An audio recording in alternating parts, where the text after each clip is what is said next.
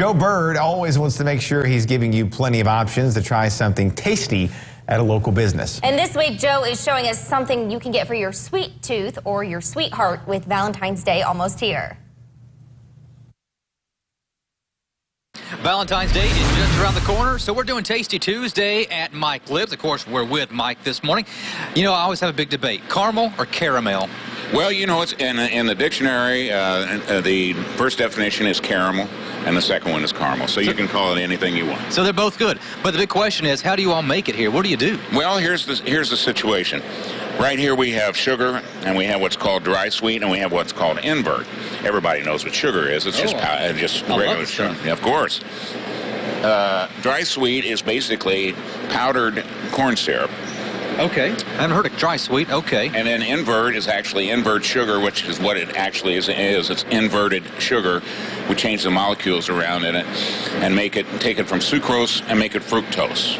And I'm not going to get any more technical than that. I was going to say, we're getting a science lesson here, and I'm a science guy. So, I mean, is this an old passed-down family recipe? I mean, how'd you figure all this out? My dad and my Uncle Bob started this business back in 1950.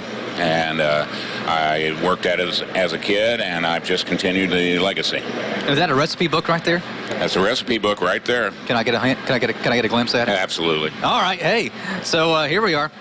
It says maple cream center, 60% batch for small cream. What am I reading here? What is this? Technical stuff. Technical stuff that I don't understand. But this is basically, this is the station where you all mix everything together, start making that caramel. Exactly. This is where we put the sugar and the dry sweet and the invert together. Then we take milk and evaporated milk, cream, whole milk, and evaporated milk, and we put it all together. And then what we do is we're gonna go over here now, aren't we? All right. So what we got going on over here in our mixer? Well, if you look, you'll see that it's the caramel that we're making right now, and it spits a little bit, so hopefully it won't get all over you.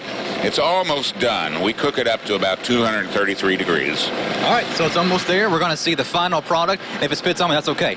You gave me an apron. We're good to go. So we're going to see how it's all put together to make some tasty goodness coming up in just a little bit.